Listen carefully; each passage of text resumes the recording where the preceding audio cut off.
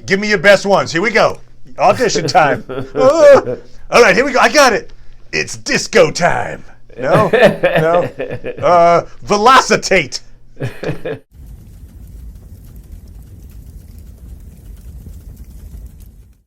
Hey, Internet.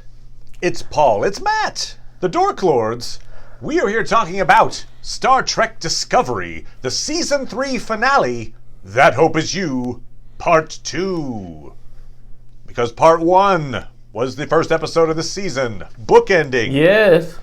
There you go. Bookending, huh? Hey. Okay. Anyway. Book employing is really more accurate. Oh, good point. Book survived the season, which we didn't necessarily think he would.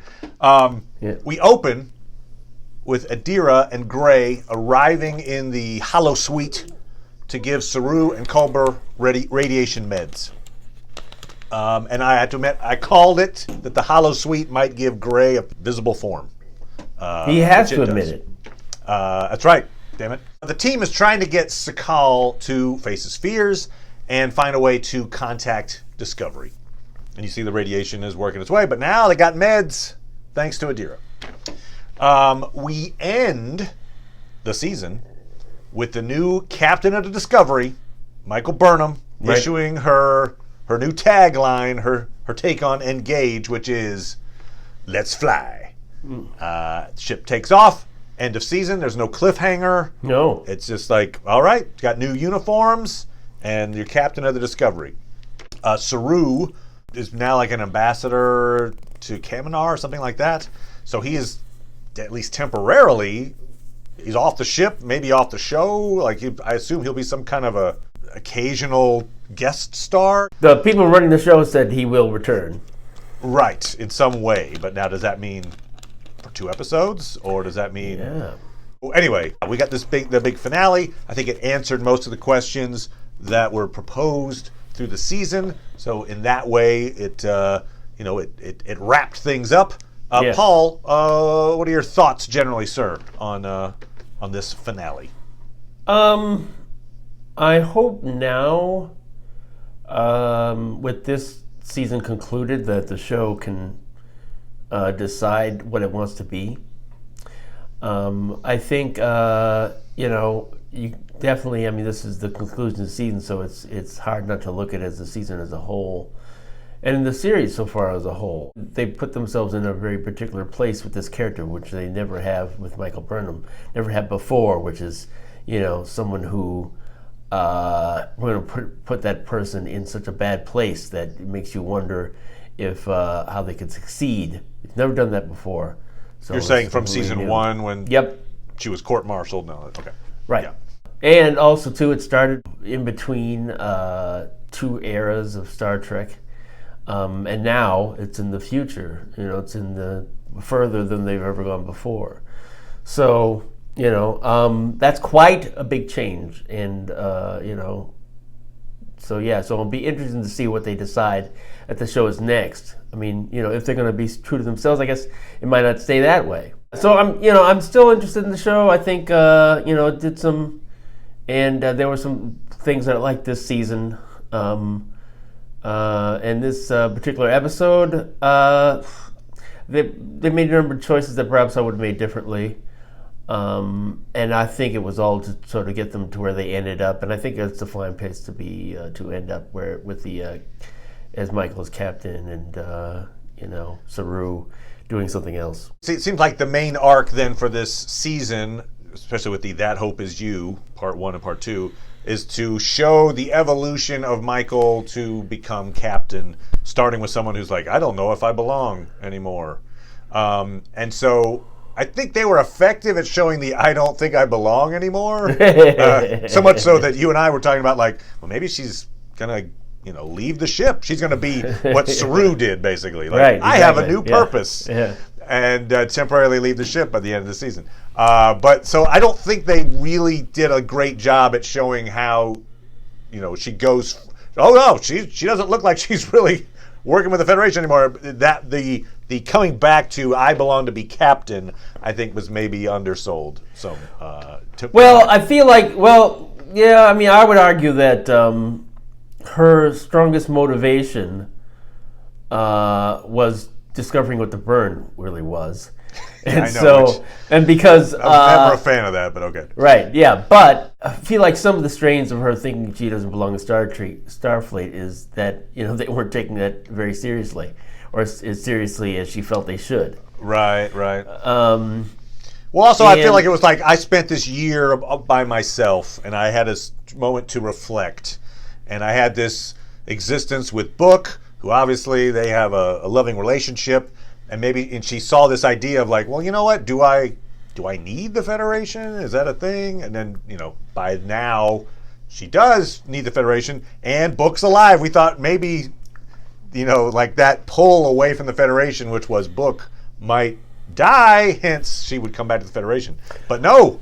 I think what they wanted to establish for her is actually that he was a man with a purpose, and he had his mission. He's concerned with the preservation of animals or whatever. So I think she liked that about him, and how he had to do things for himself, before she'd established a connection with the Federation.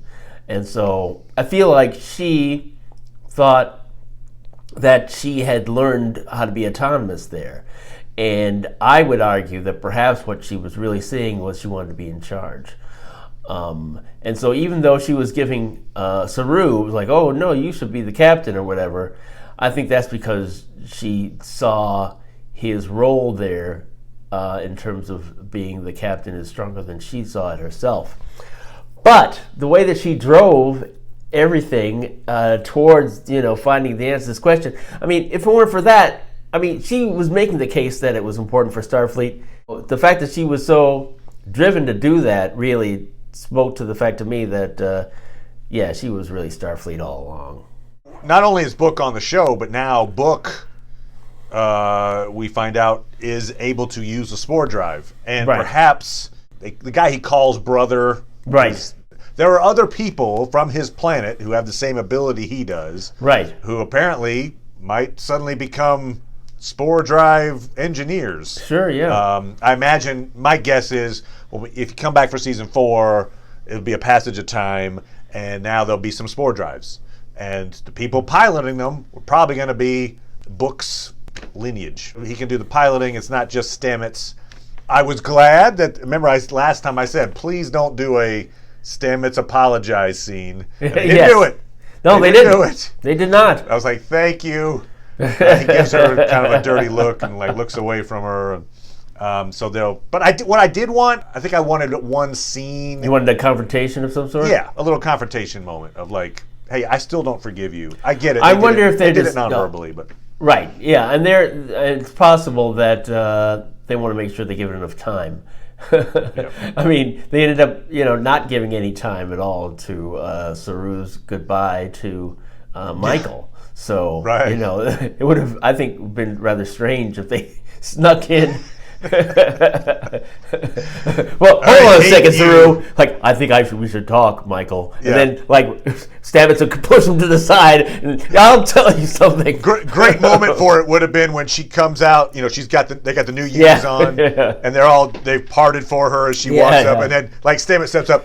I don't know if this is a bad time, but I still think you're terrible, and you almost sacrificed the people I love. So screw you. They could have taken the scene from Princess Bride when the woman comes. You're the worst. You're the. Yes, they could have. Yeah. I was trying to think what it is about the show that bothers me a bit, and I think it's summed up in Vance's last chat with Michael Burnham when he's basically telling her, hey, by the way, you're going to be captain of the Discovery. Yeah. And he starts it with this little parable where he's like, hey, you know what? My daughter, I was trying to teach her math. Yep. And she won't use numbers. No. She refuses to use numbers. There you go. But somehow it works for her, that numberless math. And so what I've come to realize with you, Michael Burnham, is, hey, you know what? You do things the exact opposite from the way I would do it. But somehow it always works out for you. Yeah. It's almost as if there's a team of writers that just make sure that everything you do works out. So for that reason, Yay, you're a captain now. As we've talked about in the past, Star Trek has a reputation of the renegade captain.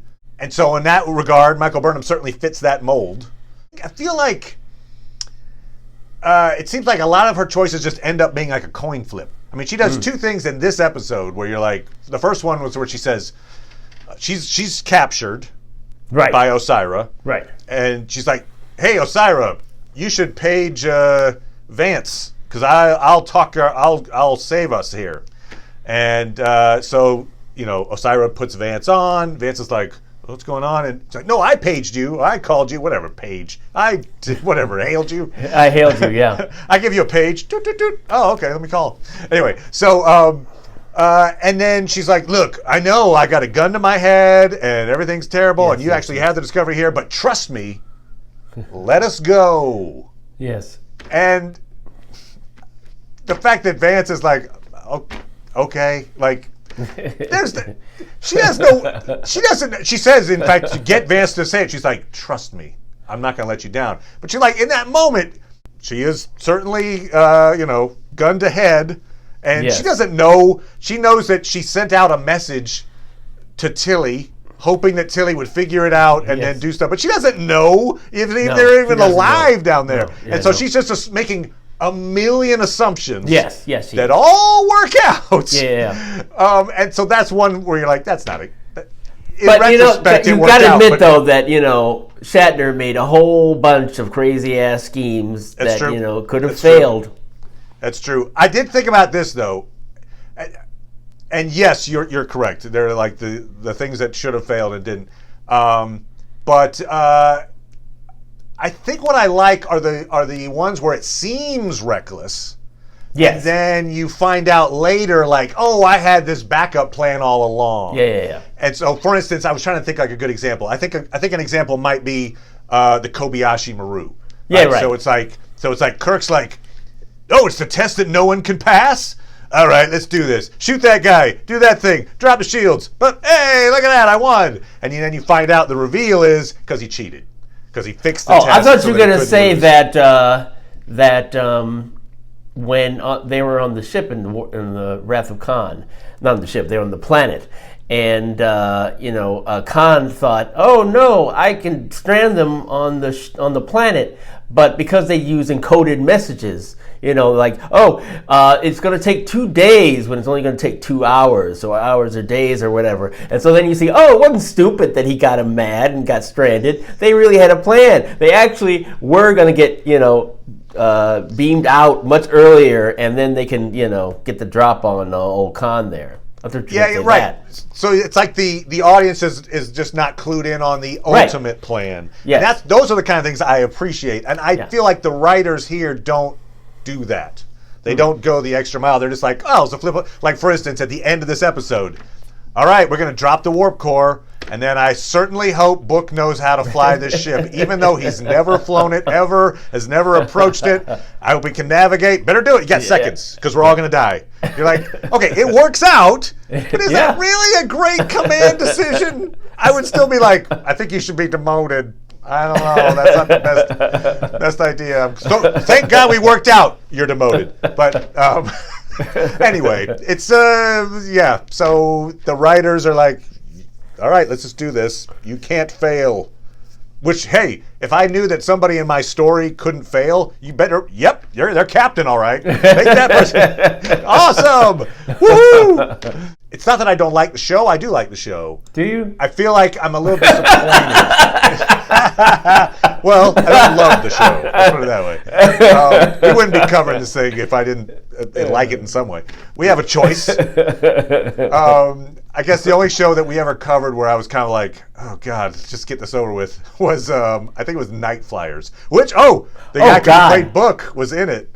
But he wasn't the problem with it. But that show was kind of like, oh God, that was terrible. How are we going to get through this? That was absolutely awful. So other than that,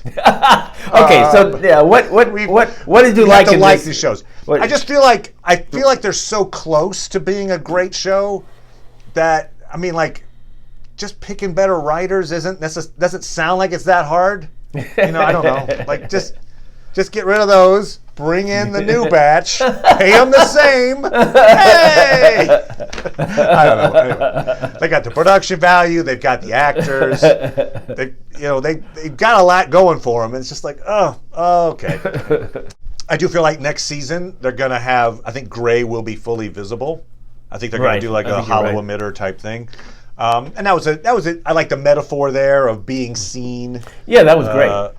So that was effective. And they didn't overdo that in terms of the amount of screen time was about the right amount of time for that. And they gave a nice resolution to it.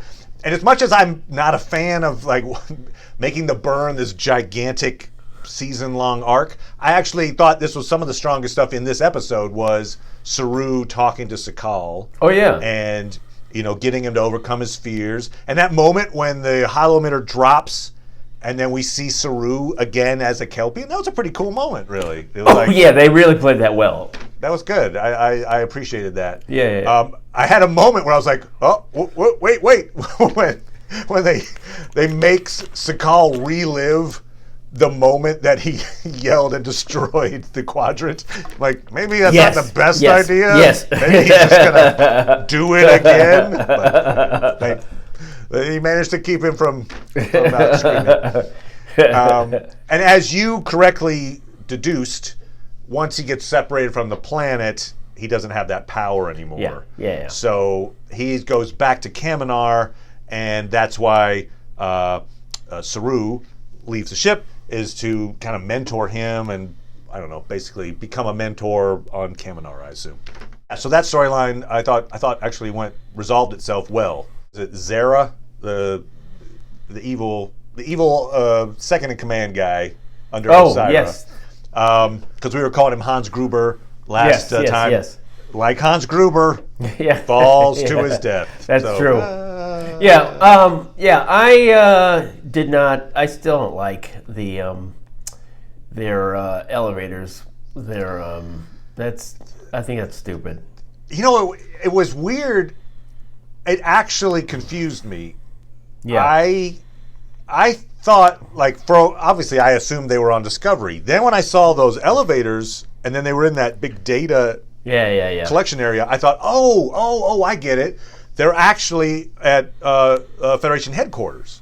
My mind was like, surely a place this gigantic, and yet Hollow is not in the middle of Discovery, so they're not on Discovery, right? And then it was like, oh crap, they are on Discovery. Yeah. So that was weird.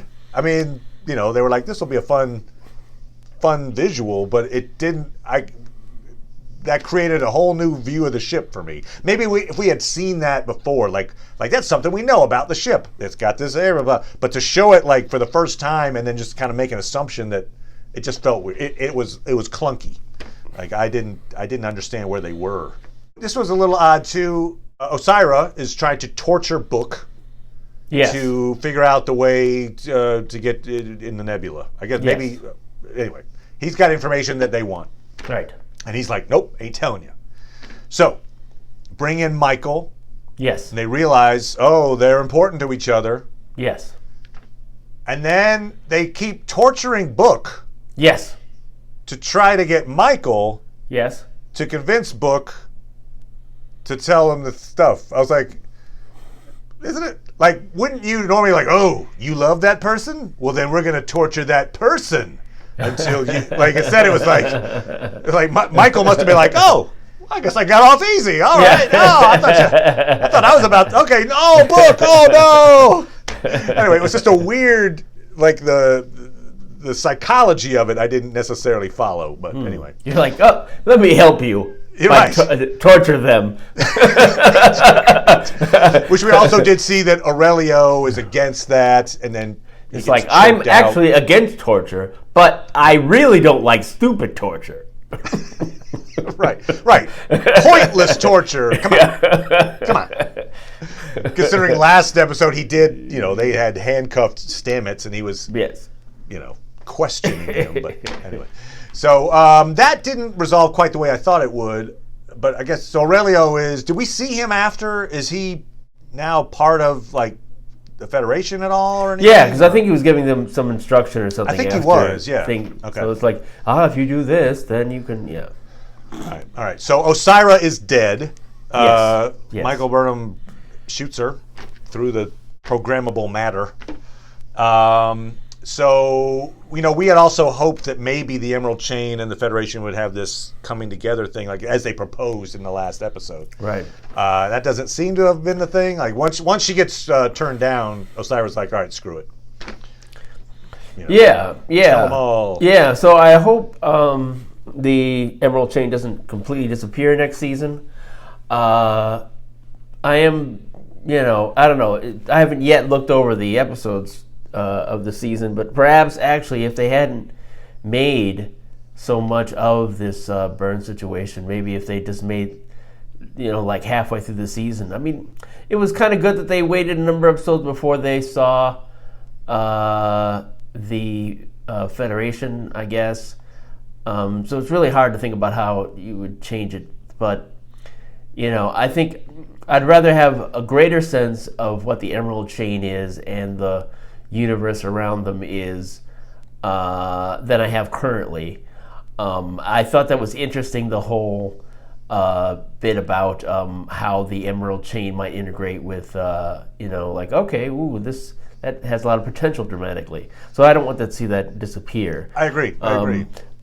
And so It and felt that like makes they it might be even disappearing feel again. worse about the fact that, did you have to kill Osira? Did you have to, and I guess that henchman guy was probably fine to kill him because he didn't see the courier guy because he didn't really have, Right. too much power other than being a bad courier.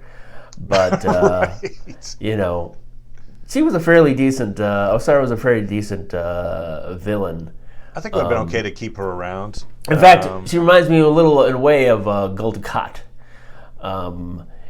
Where he would come in and he had his own motivations or whatever. If they didn't need to make her so villainous, and they could have, given her a little more to play, and then just dial her back. Yeah, and then she could have been, then we'd have, then she could have appeared in the next season and maybe, provide continuing. Once she shot Rin, the Andorian, in the previous episode, it was kind of like, she might be on borrowed time. They had her cross a line. Yeah. Like, okay, now Retribution. Yeah. The Navarre, the Vulcan Romulan alliance, shows up, although they didn't really show them. They were kind of like, no, yeah, they sort of we saw the president at the end, sort of like, hey. The two things that they introduced the notion of in the previous episode, obviously Michael Burnham calls her mom, which we assumed was the Navarre, and then also at the very end of the episode when the sphere data shows up with the robots, and they're like, we're going to help you take back the ship. The robots and the Navarre, they didn't really pay those off so much. It was like, right. All right, robots, go! Oh, they got blown up. Yeah. All right. Well, I suppose one of them saved a crew member's life. Yeah. That was about it, really. I thought there was a lot more that those robots could have done to help take over the ship. I wonder if this is an example of something that ended up being rewritten because of because of COVID. Yeah, it felt like there was a setup, and then they were like, okay, just nominally pay it off. Yeah. Okay, fine. Like, for instance, in Navarre, we didn't see Michael Burnham's mom. You would think she would have been leading the whatever. Right. Somehow. Yeah. But you're right. Maybe COVID was the thing. I didn't really dig the oxygen deprivation sequence. I didn't think that was particularly effective. Yeah, I wasn't crazy about that. Yeah, but yeah. I'm not sure. I could go down a rabbit hole with it, but anyway, it was just like, it kind of missed the tension a little bit. I guess part of the reason I was a little confused by it was that the different crew members. Now, obviously, the one was like, "Hey, look, I hold my breath," but the others all had like different levels of being affected at different times by the oxygen, and so I thought that they needed something similar to. What was it? Will Wheaton in one of those ready rooms, maybe from season 2, he was talking about how, in the old Next Generation, when the bridge would get hit, like, we're going to do the screen tilt, they would call out a number, like, okay, this is a 3 screen tilt. Okay. This is a 7. Okay. So I think they needed that here. Like, okay, this is a 3 oxygen deprivation. Okay. This is an 8. They were like a little all over the place. But anyway, As we find out, perhaps it seems like the reason Saru got replaced didn't have a tagline. No, yeah. Couldn't do it. Nope. Couldn't do it. Nope. We saw him early in our season trying to come up with a tagline. It's like that's really what happened. He's like, the admiral saying, "What did he come up with?" Okay, wait a minute. Yeah, it's like, all right, give me your best ones. Here we go. Audition time. All right, here we go. I got it. It's disco time. No. Velocitate. The Kelpians, not good at improv. No. And so instead, let's fly. There you go. Michael could have just given him, she could have been like, look, just say let's fly. Yeah. It's like, it's too late for me. He's like, Let's fly. Why didn't I? And he follows orders so much better than Michael. We are heading into season 4 with Michael as the captain. They're delivering dilithium now that they're mining it. So basically, the quadrant is becoming a bigger place again, where people can travel. Yes. The way similar to the way they used to be able to. Yeah. And now that Sakal is not going to scream and kill everyone again, he's they've eliminated the burn threat. Part 2. Yes. I guess the next Star Trek should be Picard, I guess. So we'll be back talking about The Expanse, and we're going to be talking about WandaVision. Yes. So come on back for that. Thank you as always, Paul. I appreciate it, good sir. You're welcome. And we'll talk to you guys next time. Bye. Bye.